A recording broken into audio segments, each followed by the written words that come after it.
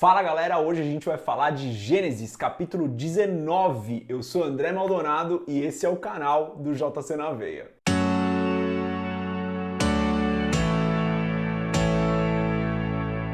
Aqui no capítulo 19 tem um monte de coisa pra gente ver. A gente vê a destruição de Sodoma, os anjos vão até Ló, fazem a visita pra ele, tiram ele de casa, a mulher de Ló vira estátua de sal, as filhas dele cometem um pecado terrível, a gente vê um término de vida aí pra Ló, que realmente não era o que ele tinha planejado.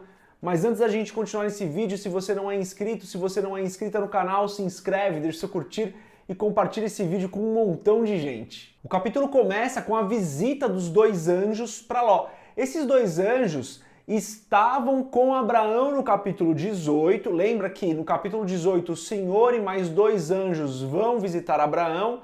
O Senhor fica com Abraão, dois anjos vão até Ló para avisar Ló da destruição que aconteceria e tirar ele de Sodoma.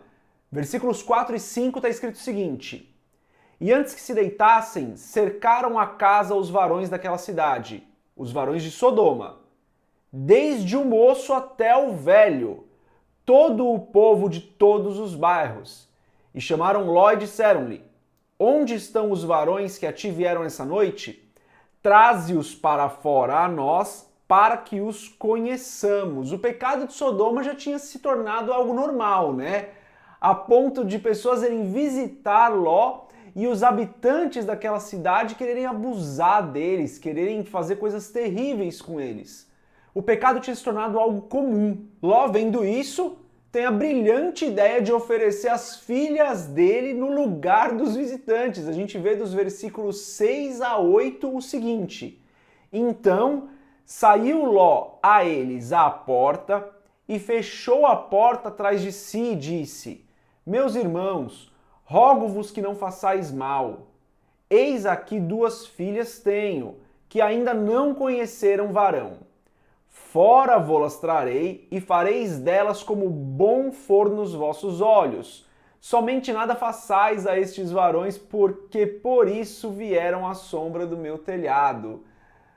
Olha o que Ló faz, né? Ele tem a brilhante ideia aí, então, de oferecer as filhas dele para aqueles habitantes de Sodoma. Que coisa terrível, né, gente? A gente sabe o que aconteceria com aquelas pessoas, o que eles iriam fazer com as filhas de Ló, e mesmo assim Ló acha que essa é uma boa ideia. A gente não tem como saber se alguém ouviu ele falando isso, né? Se alguém da família dele ouviu ele falando isso, mas certamente um péssimo exemplo como pai, né? Com o chamado que ele tinha como pai ali de proteger a família dele, de educar a família dele. A gente vê em 2 Pedro que Ló é considerado um homem justo, que se afligia com o pecado de Sodoma. Mas isso não foi suficiente para fazer com que ele tirasse a família dele daquele contexto. A gente precisa entender, pessoal, que quando a gente fica muito próximo do pecado, quando a gente se aproxima muito e convive com o pecado como se ele fosse algo normal, algo natural, a gente corre esse risco de começar a não entender muito bem o que é certo e errado. Não estou falando que a gente tem que se afastar de todas as pessoas e começar a ignorar as pessoas que não seguem os padrões de Deus, mas a gente tem que tomar muito cuidado para que o pecado não se torne algo normal nas nossas vidas. Senão a gente pode acabar esquecendo o que é certo e errado, e na minha opinião, foi o que aconteceu aqui com Ló. E daí nos versículos 15 e 16, a gente vê que Ló é expulso da cidade, né?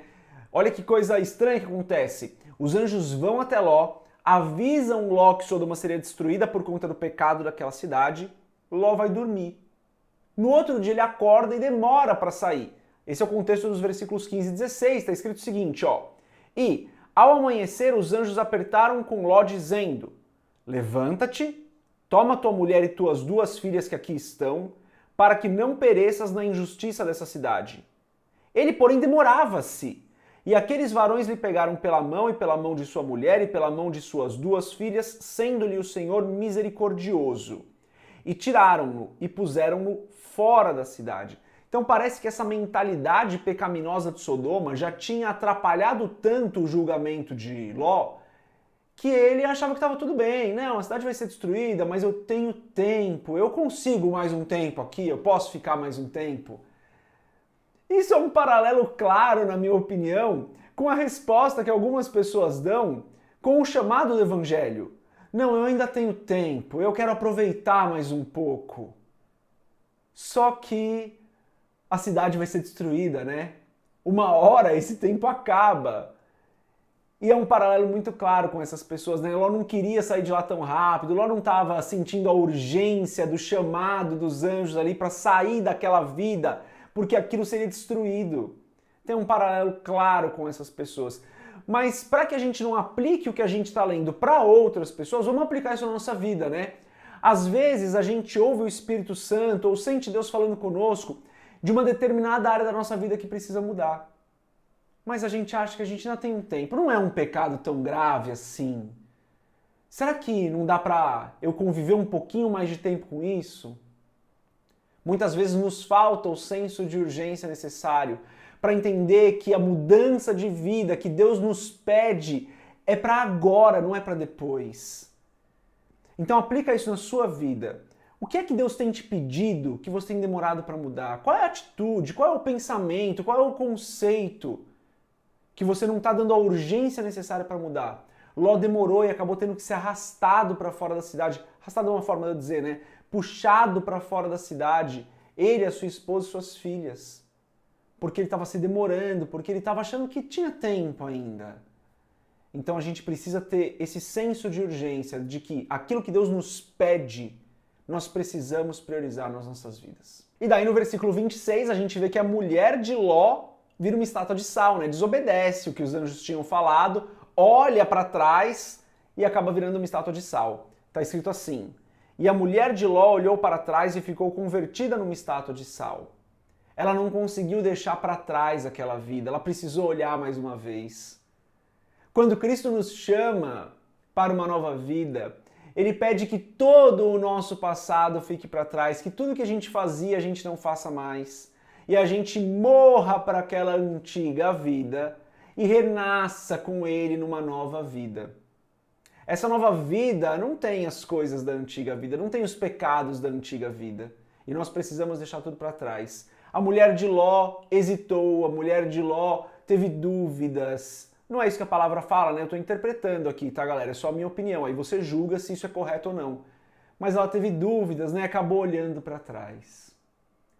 A gente não pode olhar para trás, né, galera? A gente tem que, quando Cristo nos chama, a gente tem que olhar para a nova vida e esquecer as coisas que para trás ficam e focar no alvo. Focar naquilo que Cristo tem nos chamado para fazer. Daí lá pro finzinho do capítulo a gente vê o fim da família de Ló, né? Como que essa história acaba de maneira tão triste, com as filhas embebedando o pai, se deitando com o pai, engravidando dele. Nos versículos 37 e 38 a gente lê o seguinte, está escrito assim, ó. E teve a primogênita um filho e chamou seu nome Moabe, esse é o pai dos moabitas até o dia de hoje. E a menor também teve um filho e chamou o seu nome Ben-Ami, esse é o pai dos filhos de Amon até o dia de hoje. Moabitas e Amonitas, povos que foram inimigos do povo de Israel por muito tempo, ainda depois do nascimento desses dois povos, né? Que fim terrível para essa família. Ló não conseguiu passar para a família dele os princípios básicos do que era pecado e do que era correto. Por que eu digo isso? Porque em 2 Pedro, como eu falei para vocês, a gente lê que Ló se afligia com os pecados de Sodoma. Então ele sabia que o que se praticava ali era errado. A lei ainda não existia, mas ele já sabia discernir que algumas coisas ali eram pecado. E ele não conseguiu passar isso para a família dele a ponto das filhas acharem que era correta a ideia de ter um filho do próprio pai.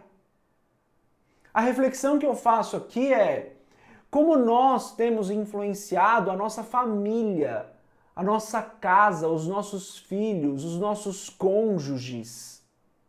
Qual é o trabalho ministerial que nós temos feito dentro de casa? E esse trabalho ministerial é tão importante, na minha opinião, você nem precisa concordar comigo, tá? Mas na minha opinião é tão importante quanto qualquer outro trabalho que a gente faça. É dentro de casa, a gente precisa evangelizar, cuidar da formação de fé da nossa própria casa. E Ló, na minha opinião, não conseguiu fazer isso. Galera, é isso, é um capítulo longo, né? Um capítulo cheio de ensinamentos. Algumas coisas que eu nem passei aqui. Aqui na descrição do vídeo tem um link lá pro blog, onde você pode aprender um pouco mais com esse texto de Gênesis 19, tá? Então se você quiser, tem o link aqui na descrição do vídeo. Termino esses vídeos sempre com uma oração, então se você puder, se você quiser, feche seus olhos, curve sua cabeça, ore comigo. Pai, em nome de Jesus, eu te agradeço, Senhor, porque com a tua palavra nós aprendemos aquilo que nós podemos praticar nas nossas vidas, que vai nos alinhar com a tua vontade, Pai. Eu peço em nome de Jesus, então, que o Senhor nos dê sabedoria para entender a urgência do que precisa ser mudado na nossa vida. Que o Senhor nos dê conhecimento da tua palavra para que nós possamos aplicá-la nas nossas vidas todos os dias. E que tudo isso que nós façamos, Pai, seja com o objetivo de glorificar o teu nome, de honrar aquilo que o Senhor fez, faz e vai fazer por nós. Sou grato a ti, Senhor. Peço perdão pelos nossos pecados, pelas nossas falhas. Todos nós temos falhas, assim como Ló falhou, nós também temos falhas, Senhor. Peço então que o Senhor perdoe os nossos pecados e nos dê sabedoria, nos conceda da tua graça para que nós possamos viver as nossas vidas agradando a ti, Senhor, vivendo para a tua glória. Peço que o Senhor abençoe cada pessoa que está assistindo esse vídeo. Peço que o Senhor continue cuidando desses nossos estudos em nome de Jesus. E se você concorda com essa oração, você diz amém. Galera, é isso. Aqui na descrição do vídeo também tem link para a nossa comunidade no Telegram. Tem uns links bem legais de coisas que estão surgindo aí que a gente está fazendo, que é novidade. Então, se você quiser, se liga aqui nos links que tem na descrição do vídeo. Gente, é isso. Deus abençoe a sua vida. Paz.